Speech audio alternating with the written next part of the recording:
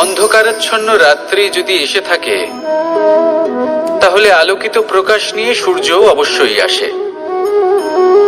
রোগ যদি এসে থাকে তাহলে তার ওষুধও অবশ্যই আসে। সমস্যা যদি আসে তাহলে সেই সমস্যার সমাধানও নিজে থেকেই আমাদের কাছে চলেই আসে। এই সংসার, এই জীবনের শুধুমাত্র একটাই নিয়ম আছে, আর তা হলো এটাই, এই সংসার হলো একটা চক্রের মতো। এতে শাশ্বত বলে কিছু নেই, নিত্য বলে কিছু নেই, আর যা কিছুই রয়েছে সব বদলাতে চলেছে। যদি আপনার জীবনে দুঃখ থাকে, সমস্যা থাকে, যদি আপনি বিপদ দ্বারা আচ্ছন্ন, তাহলে মনে রাখবেন সবকিছু বদলে যেতে চলেছে। দুঃখের সময় কাঁদবেন না, মনকে আরো দুঃখী করে তুলবেন না, কারণ এখানে যা কিছুই এসেছে তা যাওয়ার জন্যই এসেছে। তাহলে এত চিন্তা কিসের? আনন্দ সহকারে জীবন যাপন করুন, আর আমার সাথে ভালোবেসে বলুন রাধা রাধা। যদি কোনো সিংহ বানরের মতো গাছে চড়তে চেষ্টা করে তাহলে কি হবে? একটা মাছ যদি মাটিতে হাঁটতে চেষ্টা করে তাহলে কি হবে? তারা বিফলই হবে। কিন্তু এরকম কেন হয়?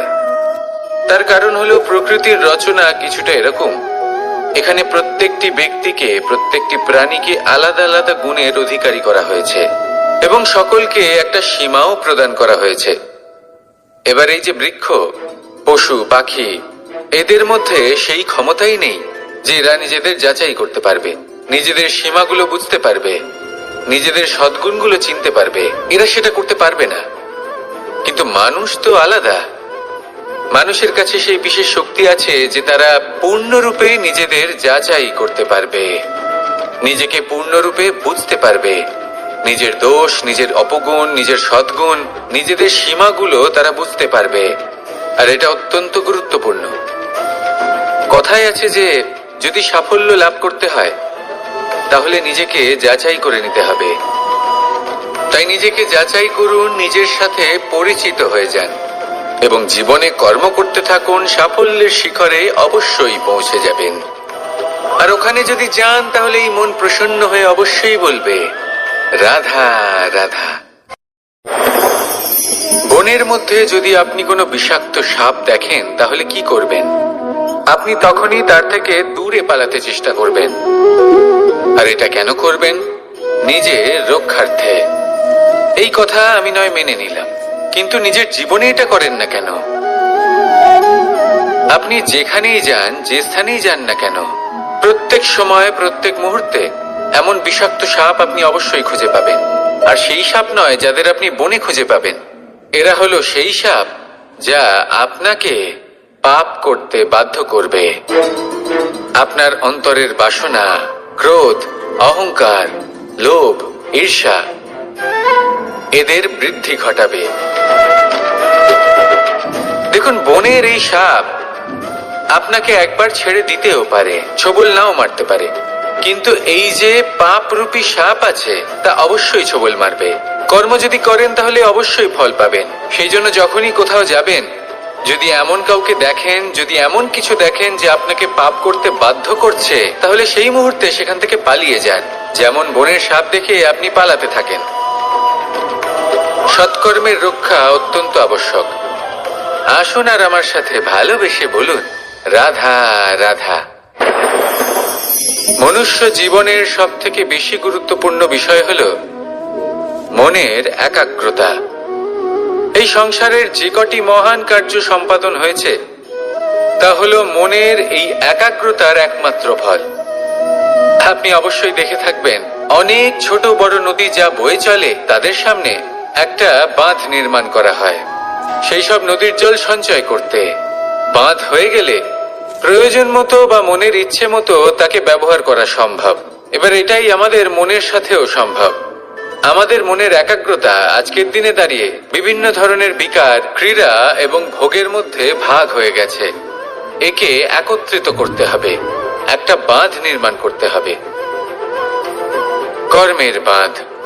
আপনাকে শুধু এটাই করতে হবে, যেটা উচিত কর্ম সেটাই করুন, যেটা অনুচিত কর্ম সেটা করা থেকে নিজেকে বিরত রাখুন। ব্যাস, এই কাজটাই আপনি করতে থাকুন, মনের মধ্যে একাগ্রতার বাঁধ নির্মাণ করুন। আর একবার যদি তা নির্মাণ হয়ে যায়, তাহলে যখন চাইবেন, যেখানে চাইবেন, যতটা চাইবেন, একাগ্রতা প্রয়োগ করতে পারবেন। আর একবার যদি আপনি এটা শিখে যান, তাহলে এই সংসারকে বদলে ফেলার মতো কাজ আপনি করতে পারবেন, সমাজকে শোধরাবার মতো কাজ করতে পারবেন। তাহলে এই মনকে একাগ্র করুন আর আমার সাথে ভালোবেসে বলুন, রাধা রাধা। আমরা সবাই ফল খাই, কিন্তু আমাদের সেই ফলই প্রিয় হয় যে পরিপক্ক হয়ে ওঠে, যেটা নম্র হয়, আর যে ফল অনেক বেশি মিষ্টি আর সুস্বাদু হয়ে থাকে, যাদের রঙে বাহার দেখা যায়। সেইভাবে জীবনে আমরা নানান মানুষের সাথে পরিচিত হই, কিন্তু সেই মানুষই আমাদের মন ছুঁয়ে যায় যারা বিনম্র স্বভাবের, যাদের বাণী খুব মধুর, যাদের অন্তরে আত্মবিশ্বাসের একটা তেজ, একটা রং দেখা যায়। এবার এমন ব্যক্তি আমরা কি করে হব? ঠিক সেইভাবেই যেমন একটা ফল রোদ, বর্ষা, শীত, বায়ু এই সকল সংকটময় পরিস্থিতির সম্মুখীন হয়ে পরিপক্ক হয়ে ওঠে, সেইভাবেই মানুষ সংকটময় পরিস্থিতির সম্মুখীন হয়ে পরিপক্ক হয়ে ওঠেন। যদি এই সংকটের সম্মুখীন হন, তাহলে অভিজ্ঞ হবেন, আর এই অভিজ্ঞতাই শিক্ষা দিয়ে যাবে। এই অভিজ্ঞতা আমাদের শিখিয়ে দেয় যে আমাদের বিনম্র থাকতে হবে। অহংকার করে কোনো লাভ নেই। মধুর বাণীর যে কি মূল্য তা আমরা শিখতে পারি। এই অভিজ্ঞতাই আমাদের বুঝিয়ে দেয় যে উচিত অনুচিত কোনটা, আমাদের দৃষ্টিভঙ্গি তৈরি করে, আর এই দৃষ্টিভঙ্গি দ্বারা আত্মবিশ্বাস জাগ্রত হয়। সেই জন্য জীবনে কখনো বিপদ থেকে দূরে পালাবেন না, সেগুলোর সম্মুখীন হন, অভিজ্ঞতা লাভ করুন, তার থেকে শিক্ষা লাভ করুন, এইভাবেই পরিপক্ক হবেন। আসুন আমার সাথে ভালোবেসে বলুন, রাধা রাধা। ধন সঞ্চয় করা সম্ভব, আর সেই জন্য ধন সব থেকে বেশি মূল্যবান সম্পত্তি নয়। এবার আপনি বলবেন, এ আমি কি বলছি? এই ধন খুব মূল্যবান, আমরা সকলে অর্জন করতে ব্যস্ত। সেটা এই কারণে, কারণ আপনারা জানেন না এই সংসারের সব থেকে বেশি মূল্যবান সম্পত্তি কি। এ হলো সেই সম্পত্তি যা কখনো সঞ্চয় করা সম্ভব নয়। আপনার কাছে যতই ধন থাকুক, তা দিয়ে আপনি স্বাস্থ্য লাভ করতে পারেন, বাড়ি কিনতে পারেন, আদি ইত্যাদি, কিন্তু আপনি যতই ধনী হন না কেন, ফেলে আসা দিনের একটা মুহূর্ত আপনি লাভ করতে পারবেন না। এই একটা মুহূর্ত, এই সময়, এটাই হলো সংসারের সব থেকে মূল্যবান সম্পত্তি। একবার চলে গেলে তা কখনোই ফিরে আসে না। আর এই মুহূর্ত যতই চলে যাক না কেন, আমরা স্মৃতির মাধ্যমে সেগুলি যাপন করতে পারি, তার আনন্দ উপভোগ করতে পারি। আর যার সাথে আমরা সময় অতিবাহিত করেছি, তার স্মৃতিতে আমরা চিরকাল জীবিত থাকতে পারি। সেই জন্য সময় সব থেকে মূল্যবান সম্পত্তি, তাকে এইভাবে নষ্ট করবেন না। প্রত্যেকটা মুহূর্ত উপভোগ করুন, আনন্দ করুন, আর ভালোবেসে বলুন, রাধা রাধা। কনক, কি সুন্দর একটা শব্দ। এর অনেকগুলো রূপ রয়েছে, অনেকগুলো অর্থও রয়েছে। প্রথম অর্থ হলো স্বর্ণ, অর্থাৎ সম্পত্তি। দ্বিতীয় অর্থ ধুতুরা, অর্থাৎ গাছের ছোট একটা বীজ, যা কিনা অত্যন্ত শক্তিশালী হয়। যদি বেশি মাত্রায় এর প্রয়োগ করা হয়, তাহলে এটা বিষময় হয়ে উঠতে পারে। এই হলো সেই ধুতুরা, যার প্রয়োগ মহাদেবের পুজোতে করা হয়। এবার প্রশ্ন হলো এটাই যে এই স্বর্ণ এবং এই ধুতুরার মধ্যে মিল কি রয়েছে। মিল হলো এটাই যে এই দুটোই মানুষকে মত্ত করে তোলে। ধুতুরা মানুষকে তখন মত্ত করে যখন তাকে সেবন করা হয়, কিন্তু স্বর্ণ, ধন, সম্পত্তি, মানুষ সেটা যতটাই অর্জন করে নেয় সেটাই যথেষ্ট। এই স্বর্ণ মানুষের ভাবনা চিন্তা করার ক্ষমতাকে বশ করে ফেলে। মানুষ সম্পত্তির লোভে মত্ত হয়ে ওঠে, কারণ যে যত চমৎকারী, যতটা অমূল্য হয়, তাকে সামলানো কিন্তু ততটাই কঠিন, তাই না? তাই মনে রাখবেন, ধন, স্বর্ণ, সম্পত্তি এগুলো ধুতুরার থেকেও অনেক বেশি বিষাক্ত হতে পারে। তাই এর ওপর আত্মসংযমের একটা কবচ পরিয়ে রাখবেন। এবং বিবেকের শক্তির সাথে এগুলো প্রয়োগ করুন, তবেই কল্যাণ হবে। আসুন আমার সাথে ভালোবেসে বলুন, রাধা রাধা। মানুষের জীবনে তিনটি গুণ অত্যন্ত প্রয়োজনীয়: শ্রদ্ধা, বিনম্রতা, যোগ্যতা। যদি জ্ঞান লাভ করতে চান তাহলে শ্রদ্ধার প্রয়োজন, যদি মান লাভ করতে চান তাহলে স্বভাবে বিনম্র হওয়া প্রয়োজন, আর যদি মনোবাঞ্ছিত স্থান লাভ করতে চান তাহলে যোগ্যতার প্রয়োজন। বিষয়টা সহজ। শ্রদ্ধা আপনাকে জ্ঞান দেবে, নম্রতা আপনাকে মান, আর যোগ্যতা উচিত স্থান দেবে। কিন্তু যদি আপনি এই তিনটি গুণ সম্মিলিত করেন তাহলে এমন কিছু লাভ করবেন যা এই সব কিছুর থেকে অনেক ঊর্ধ্বে। সম্মান। আর এ হলো সেই সম্মান যা প্রত্যেক মানুষের নিজের জীবনে লাভ করতে চেষ্টা করা উচিত, কারণ এই হলো সেই সম্মান যার কারণে আপনি চলে যাওয়ার পরেও এই সংসার আপনাকে ভালোবাসবে আর মনে রাখবে। আসুন আমার সাথে ভালোবেসে বলুন, রাধা রাধা। জীবনে গতি অত্যন্ত গুরুত্বপূর্ণ, মতিও হলো গুরুত্বপূর্ণ, এবং তার থেকেও বেশি গুরুত্বপূর্ণ হলো সঙ্গতি।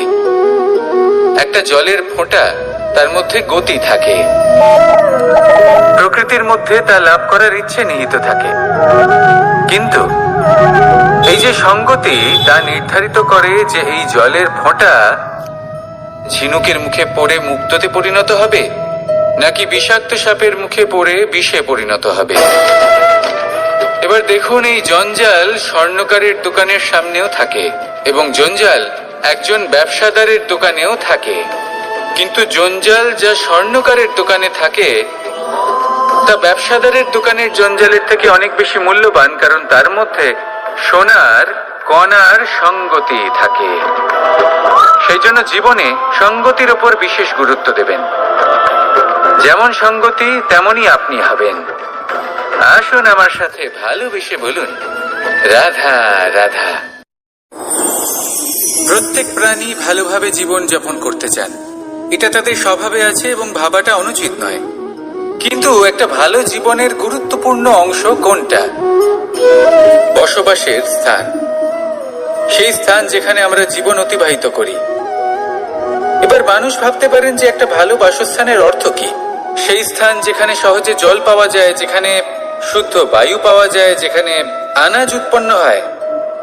এটা জীবনযাপনের জন্য পর্যাপ্ত বটে, কিন্তু ভালো জীবন যাপনের জন্য আরো একটা কথা আপনাকে বুঝতে হবে। সাধু, জ্ঞানী, পণ্ডিত ব্যক্তি, এই সকল মহাপুরুষ, এনাদের যে বাসস্থান তা অত্যন্ত বিশেষ হয়। এখানে এক ধরনের বিশেষ ইতিবাচক শক্তি থাকে, এমন একটা স্থান যেখানে দেবতারাও বিচরণ করেন। জীবন আমরা সবাই যাপন করি, কিন্তু জীবনের উদ্দেশ্য শুধুমাত্র জীবন যাপন করা নয়। জীবনের উদ্দেশ্য হলো মুক্তি লাভ করা। আর এই সকল সাধু, জ্ঞানী, পণ্ডিত ব্যক্তি, এই সকল মহাপুরুষ আপনাকে মুক্তির পথে নিয়ে যেতে পারেন, কারণ এরা হলেন সেই মহাপুরুষ যারা নিজেদের অন্তরের বিকার, অহংকার, ক্রোধ, বিদ্বেষ, এই সকল দোষগুলিকে ত্যাগ করেছেন, এদের উপর বিজয় লাভ করেছেন। এমনই একজন ব্যক্তি আপনাকে মুক্তির পথে নিয়ে যেতে পারে। প্রয়োজন হলো শুধুই এনাদের চিনতে পারা, এদের কথা বুঝতে পারা এবং এদের দেখানো পথে চলা। যদি আপনি এটা করতে পারেন তাহলে এই মন প্রফুল্ল হয়ে বলবে, রাধা রাধা। আমি এখানে একা এই বনে বসে আছি, বাঁশি বাজাচ্ছি। কার জন্য? কে আছেন এখানে? কেউ নেই। আমার প্রজা, আমার রাজ্য, আমার পরিবার আমার থেকে অনেক দূরে আছেন। আমি এখানে একা এই বনে বসে এই আকাশের এই রঙের, গাছের এই সব ফলের, মাটির সুবাসের আনন্দ উপভোগ করছি। কেন? আমি হলাম দ্বারকাধীশ। এমন কি রাজকীয় বা ভৌতিক সুখ রয়েছে যে আমি ওখানে পেতে পারি না? সবকিছুই পেতে পারি, তাও এখানে বনে একা বসে আছি। কোন সুখ খুঁজে চলেছি? একা থাকার সুখ। আমরা প্রত্যেক দিন অনেক মানুষের সাথে চিন্তাধারার সাথে, কর্মের সাথে, পরিস্থিতির সাথে, সুখ দুঃখের দ্বারা বেষ্টিত থাকি। জীবনের এই চক্রে আমরা জড়িয়ে পড়তে থাকি। যতই আমরা এই সমস্যার সমাধান করি, আমরা ততই এতে জড়িয়ে পড়ি। আমরা এতটাই জড়িয়ে পড়ি যে যখন আমরা আয়নায় নিজেদের দেখি, তখন আমরা নিজেদের চিনতেই পারি না। এমন মনে হয় যেন আমরা নিজেদের হারিয়ে ফেলেছি। সেই জন্য প্রত্যেক দিন আপনি কিছু সময় নিজের সাথে কাটান একান্তে। এটা অত্যন্ত আবশ্যক। নিজের অস্তিত্বের গভীরে গিয়ে দেখতে শিখুন, নিজেকে বুঝুন। অদ্ভুত শান্তির অনুভূতি হবে। যেমন এই বায়ু, এই বৃক্ষ, এই পুষ্প, এই নিসর্গ, এদের মতো আপনিও কখনো একলা হতে শিখুন। কখনো নিসর্গের একটা অংশ হয়ে দেখুন। এই মন প্রসন্ন হয়ে বলবে, রাধা রাধা। ওমা, এ কি? আমি কখন থেকে এখানে অপেক্ষা করছি, হাত পেতে দাঁড়িয়ে রয়েছি যাতে একটা ফল আমার হাতে এসে পড়ে এবং সেটা আমি খেতে পারি। কখন থেকে অপেক্ষা করছি, কিন্তু সেটা হচ্ছেই না। এবার আপনি বলবেন যে এসব কি বলছি, এ কি অদ্ভুত কথা বলছি। যদি ফল খেতে হয় তাহলে আমাকে বৃক্ষে চড়তে হবে, ফলের কাছে পৌঁছতে হবে, তবেই তো ফল পাবো। এবারে এটা অত্যন্ত সহজ ব্যাপার, কিন্তু এই বিষয়টা আপনি নিজের জীবনের প্রসঙ্গে ভেবে দেখুন। লক্ষ্য কোথায় আছে আপনি জানেন, সেই লক্ষ্যে পৌঁছানোর পথ কি সেটাও আপনি জানেন, সেই পথে চলার ক্ষমতাও আপনার রয়েছে, কিন্তু তাও আপনি নিজের লক্ষ্য লাভ করতে পারছেন না। কেন?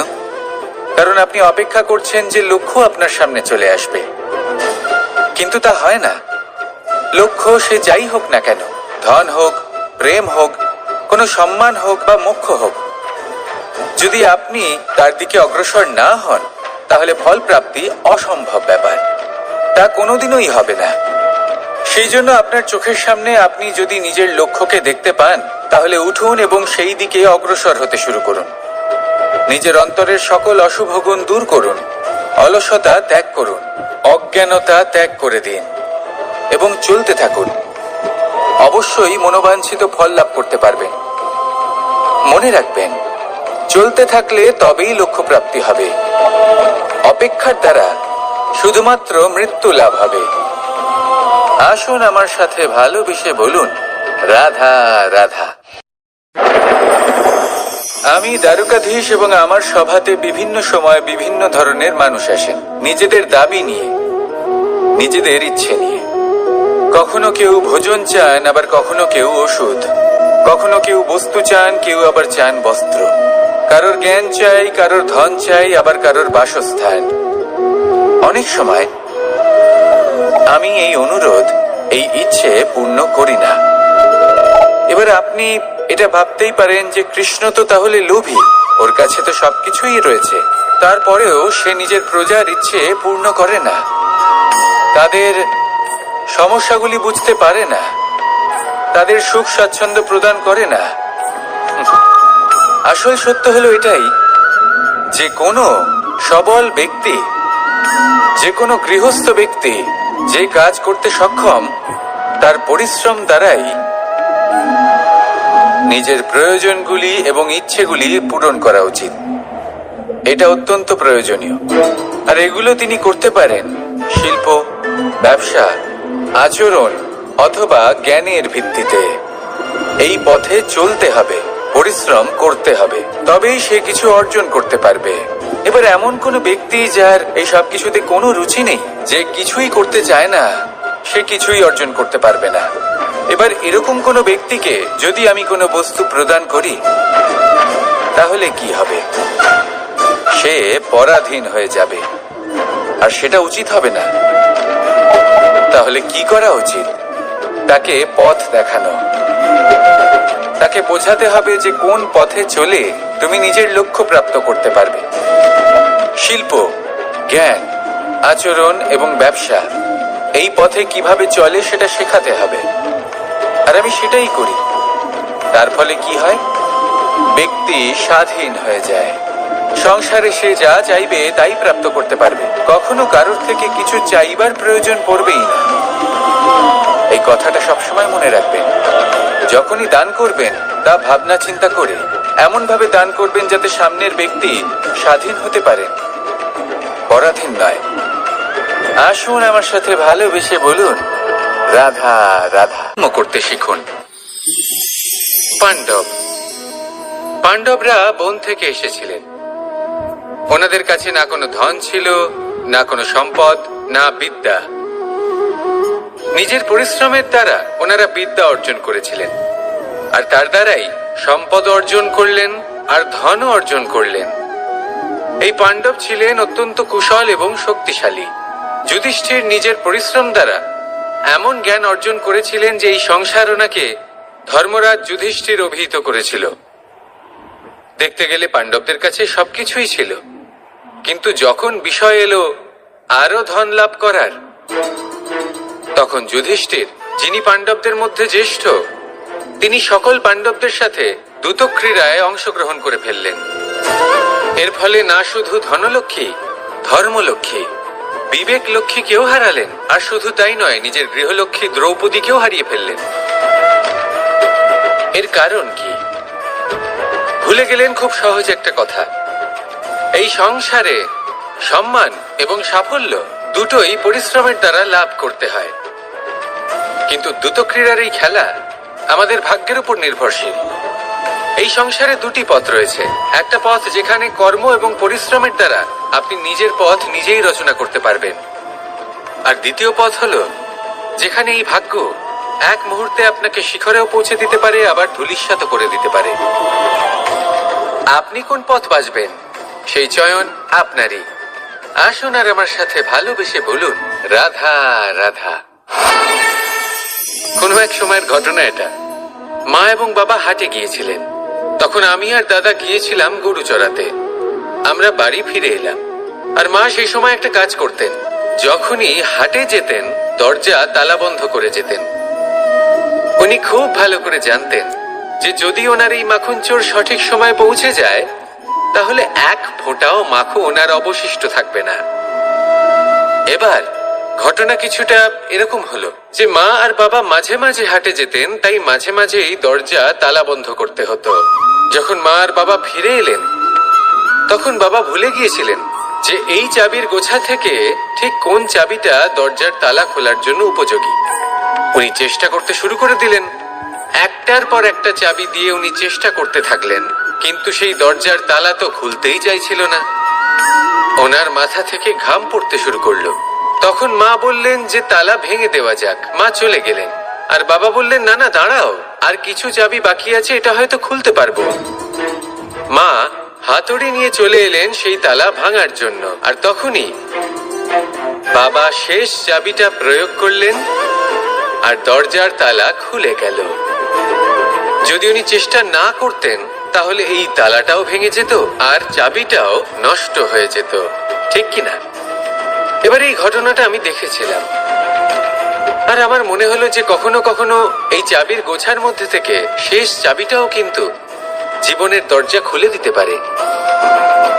সেজন্য আপনি যদি জীবনে সাফল্য লাভ করতে চেষ্টা করেন, নিজের লক্ষ্যে পৌঁছতে চান, তাহলে হার মানবেন না। হয়তো দেখবেন আপনার পরবর্তী প্রচেষ্টা বা এই অন্তিম প্রচেষ্টা আপনাকে সাফল্যের পথে নিয়ে গেল।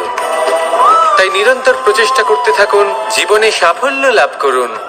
যজ্ঞের আগুনকে শুভ বলে মনে করা হয়, আর সেখানেই চিতার আগুনকে অশুভ মনে করা হয়। এমনটা কেন হয়?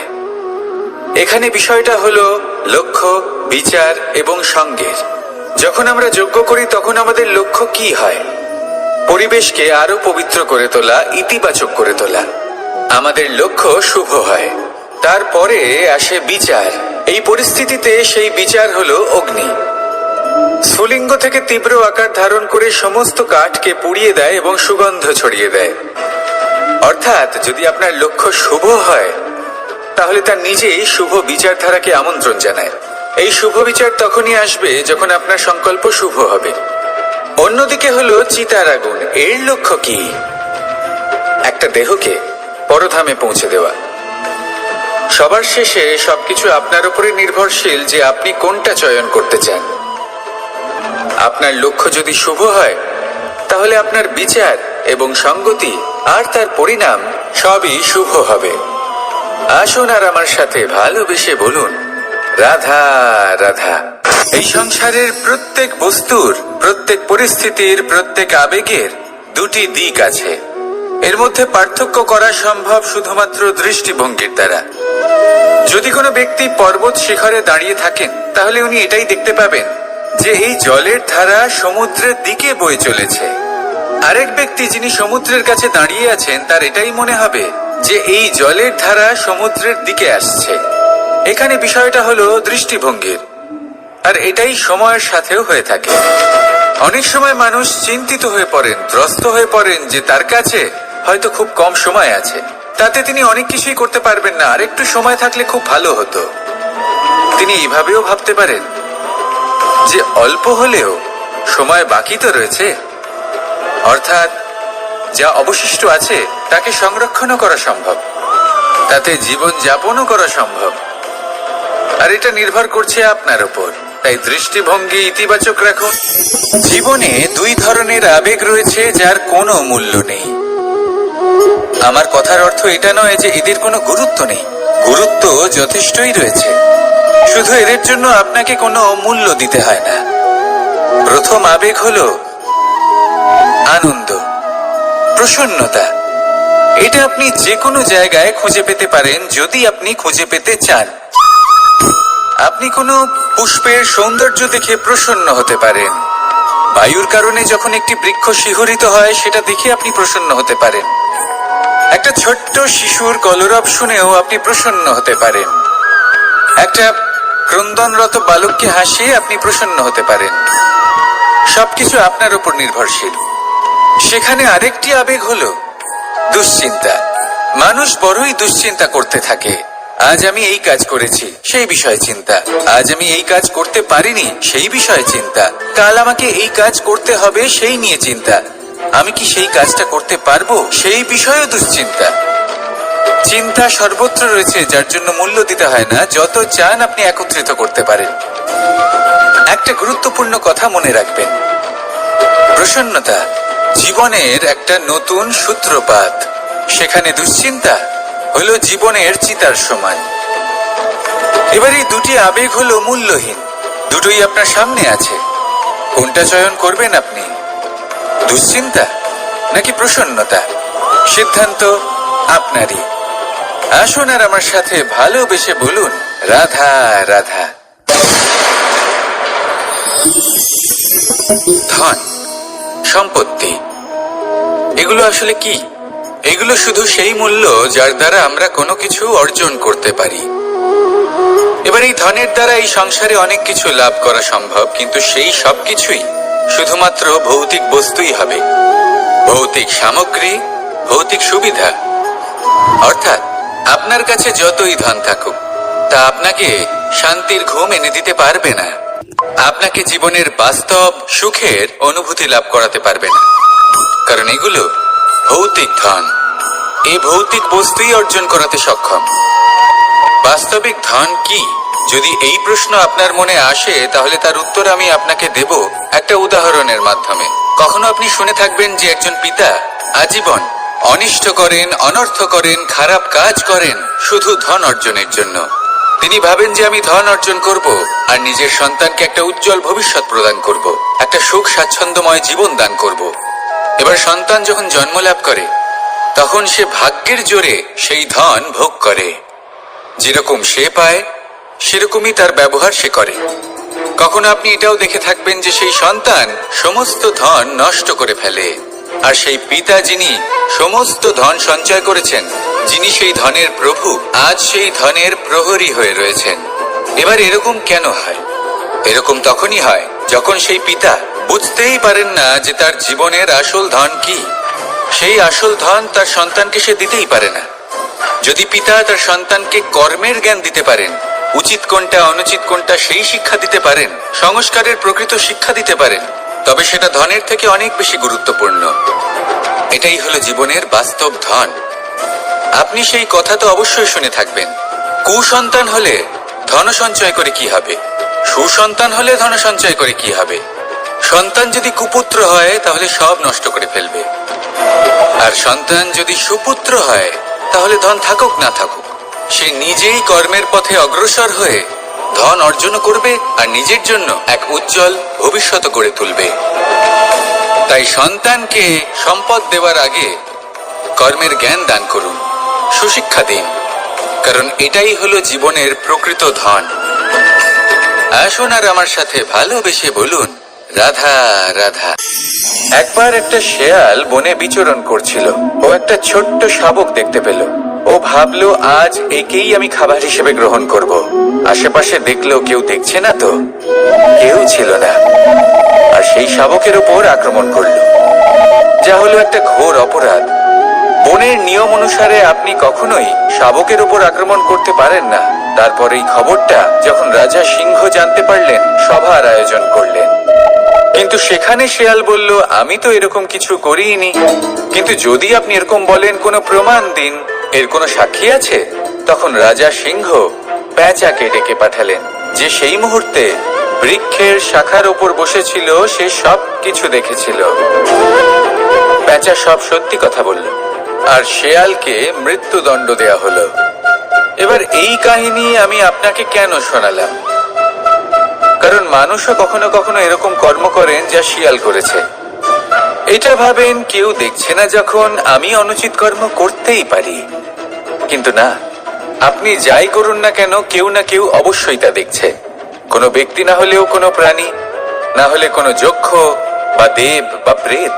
যদি এনারা কেউ না দেখেন, তাহলে ধরিত্রী মাতা দেখেন, যেখানে দাঁড়িয়ে আপনি সেই কর্ম করছেন, তাই না? তাই একটা কথা সবসময় মনে রাখবেন, কে দেখছেন কে দেখছেন না সেই বিষয়ে ভাবা ছেড়ে দিন।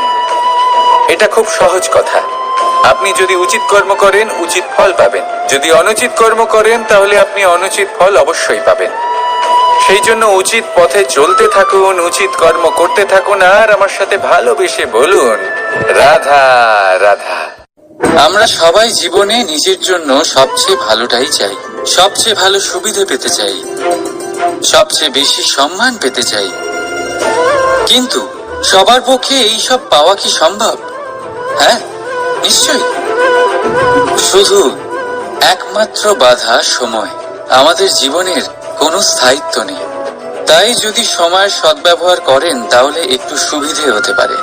এবারে দেখুন, যাদের সবসময় স্বপ্ন দেখতে ভালো লাগে, তার জন্য রাত্রি কম পড়ে যায়। আর যারা স্বপ্ন পূরণ করতে চান, তাদের জন্য দিন কম পড়ে যায়। যারা সম্মান পেতে চান, তাদের জন্য সব সময় পরোপকার কম পড়ে যায়। আর যারা জ্ঞান অর্জন করতে চান, তাদের জন্য মনোসংযোগ। জীবনে যদি নিজের লক্ষ্যে পৌঁছতে চান, তবে সময়ের বিভাজন আপনাকে ঠিক করতেই হবে। মনে রাখবেন, রাধা রাধা। লোকে বলে জীবনে মেলামেশা করা অত্যন্ত আবশ্যক। এতে সম্পর্কের আধারও হয়, আবার ব্যবসাও চলে। কিন্তু সবচেয়ে বেশি গুরুত্বপূর্ণ হলো ব্যবহার।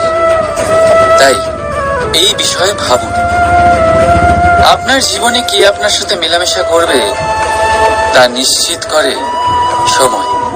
আপনি আপনার জীবনে কার সাথে মেলামেশা করবেন তা নিশ্চিত করবে আপনার হৃদয়। আপনি যাদের সাথে মিশছেন, তাদের হৃদয়ে আপনি কতক্ষণ থাকবেন তা নিশ্চিত করবে আপনার ব্যবহার। নিজের ব্যবহার ভালো রাখুন, সব ভালোই হবে। রাধা রাধা। এই ফুল দেখতে পাচ্ছেন আপনি? এটা সেই ফুল যার জীবন এই ডালে শুরু হয়েছিল। দর্শকদের চোখে প্রশংসা দেখল সে। মধুর লোভে মৌমাছিরা এলো, আর তারপর ডাল থেকে ভেঙে নিচে পড়ে গেল সে। কেন? নিয়তি এরকম কেন করল? ভাবুন, কারণ এই ডালেই ফুল হয়ে থাকাটা এই ফুলের জীবনের লক্ষ্য কখনোই ছিল না। এবার এই ফুল হয় দেবতাদের সজ্জায় ব্যবহৃত হবে, নয় কোনো কন্যার গয়নায় গাঁথা হবে, আর নয় কারোর প্রেম প্রদর্শনের মাধ্যম হবে। দেখুন, জীবনে নিজের লক্ষ্যে পৌঁছতে হলে যাত্রাকে ভয় পেলে চলবে না। নিজের অস্তিত্ব তৈরি করতে হলে তাদের ছায়া থেকে আপনাদের দূরে যেতেই হবে যারা আপনাকে অস্তিত্ব প্রদান করেছেন। এটাই জীবনের নিরন্তর সত্য। রাধা রাধা। আমাদের সকলের জীবনে কখনো না কখনো পাথর দ্বারা আঘাত লাগেই, আর এই সংসারও আমাদের ওপরে কখনো না কখনো পাথর বর্ষণ করে, কখনো আমাদের খারাপ ভেবে, আর কখনো আমাদের অসফল ভেবে, কখনো আমাদের বুদ্ধিহীন ভেবে। কারণ অনেক আছে, কিন্তু এই পাথর দ্বারা আমরা আঘাত পাবো কি পাবো না তা সম্পূর্ণ আমাদের হাতে। হয় আপনি এই পাথরের আঘাত পেয়ে চোখের জলে ডুবে থাকতে পারেন, আর নয়তো যদি আপনি চান তাহলে এই পাথর দিয়ে সেতু বানিয়ে সকল সমস্যার সাগর অতিক্রম করতে পারেন। সিদ্ধান্ত আপনার। এই পাথর এ হলো প্রতীক আমাদের নিন্দার, আমাদের আলোচনার। যে এই আলোচনা নাকারাত্মক ভাবে দেখবে সে শুধুমাত্র কষ্টই পাবে, আর যে এই আলোচনাকে নিজের বিকাশের আধার বানাবে সেই সাফল্যের চূড়ায় পৌঁছবে। তাই মনে রাখবেন, আলোচনা আপনার শত্রু নয়, আপনার সবচেয়ে বড় মিত্র। রাধা রাধা। মিষ্টি জল সবার পছন্দ, কিন্তু নোনতা জল কেউ পছন্দ করে না। এইবার ভাবার বিষয় হলো মুক্তো, যা সমুদ্রের গহ্বরেই তৈরি হয়। নোনতা জলের মধ্যে থেকেই প্রতি মুহূর্তে অন্য প্রাণীদের থেকে বেঁচে নিজের অস্তিত্বকে বাজি রেখে ঝিনুক মুক্ত প্রদান করে থাকে। কখনো ভেবেছেন কেন? কারণ সংকটের সম্মুখীন না হয়ে, চরম পরিস্থিতির সাথে না জড়িয়ে আপনার কখনোই সুখ প্রাপ্তি হবে না। তাই নির্ভীক হয়ে সংকটের সম্মুখীন হন, আর আমার সাথে ভালোবেসে বলুন রাধা রাধা। আমরা সকলেই সময়ের গুরুত্ব বুঝি। সময় আমাদের তৈরি করে, আর সময়ই আমাদের নষ্ট করে দেয়। কখনো ভালো সময় আসে, আর কখনো ভীষণ খারাপ সময় আসে। তবে আশ্চর্যের বিষয় এটাই যে সব জেনেও আমরা সময় নষ্ট করি। মনে রাখবেন, সময় শুধু বয়ে যায়, কখনো ফিরে আসে না। তাই ভালো সময় আসার অপেক্ষায় সময় নষ্ট করবেন না। যাই করবেন আজ, এক্ষুনি, এই মুহূর্তে শুরু করুন। তা সেটা কাউকে আনন্দ দেওয়াই হোক, বা নিজেকে বদলানোর চেষ্টা করা হোক, যাই হোক না কেন, বিলম্ব করবেন না। কারণ সময় শুধুমাত্র তাকেই সঙ্গ দেয় যে সর্বদা সময়কে সম্মান করে। রাধা রাধা। কোথায় আছে সবকিছু সীমা থাকে, মুশকিলের, কষ্টের, সংকটের, অন্ধকারের। যার কোনো সীমা নেই তা হলো কেবলমাত্র কঠোর পরিশ্রমের। আপনি নিশ্চয়ই দেখেছেন, রাত্রি যতই অন্ধকারময় হোক, তারারা পরিশ্রম করে তার সাথে লড়তে থাকে, আর অবশেষে সকাল হয়েই যায়। ঝড়ে পাখিদের বাসা ছিন্ন বিচ্ছিন্ন হয়ে যায়, কিন্তু পাখিরা নিজের পরিশ্রম দ্বারা তা আবার বানিয়ে নেয়। কারণ যা সীমিত তাকে অসীমের কাছে হারতে হয়, আর পরিশ্রম অসীম। রাধা রাধা। প্রবাহিত নদী কত সুন্দর হয়, বলিষ্ঠ হয়। যেদিক দিয়ে বয়ে যায় সেখানে এক নতুন জীবন প্রদান করে, ধরণীকে উর্বর করে, আকাল দূরে রাখে। আর হয়তো এই জন্যই নদীকে মায়ের মতো পুজো করা হয়। কিন্তু আপনি কি কখনো ভেবে দেখেছেন যে নদীর জন্ম কি করে হয়? এ কি শুরু থেকেই এমন বিশাল আর খরস্রোতা হয়?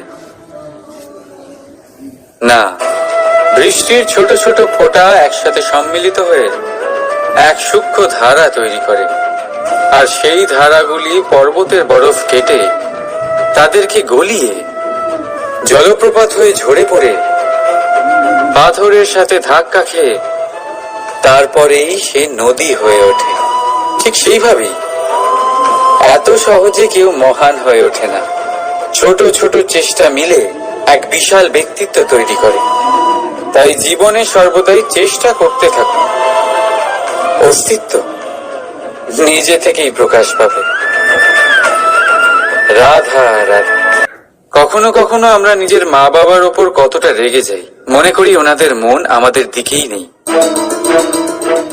আমরা ভাবি ওনাদের কাছে আমাদের কোনো অস্তিত্বই নেই, আর তাই আমরা রেগে যাই।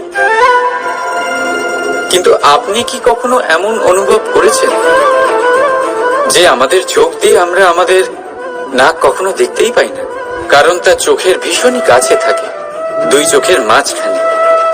কিন্তু যখন কেউ মুখে আঘাত করে, হাত সর্বপ্রথম নাককেই সুরক্ষিত করার চেষ্টা করে। মাতা পিতাও অনেকটা এরকমই হয়।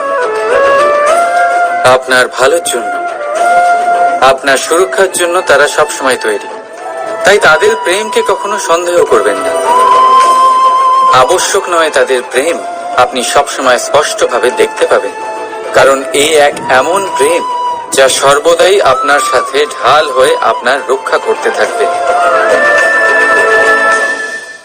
রাধা রাধা। বাবুল গাছ কত বিশালাকার হয়, পিপুল গাছও বিশালাকার হয়। কিন্তু আপনি কি কখনো ভেবে দেখেছেন যে কেন বাবুল গাছ কেটে তা ব্যবহার করা হয়, আর কেনই বা পিপুল গাছকে পুজো করা হয়? এই জন্যই, কারণ পিপুল গাছ তার নিচে বসে থাকা পথিককে ছায়া প্রদান করে, নিজের ডালে অসংখ্য পাখিদের আশ্রয় দিয়ে থাকে।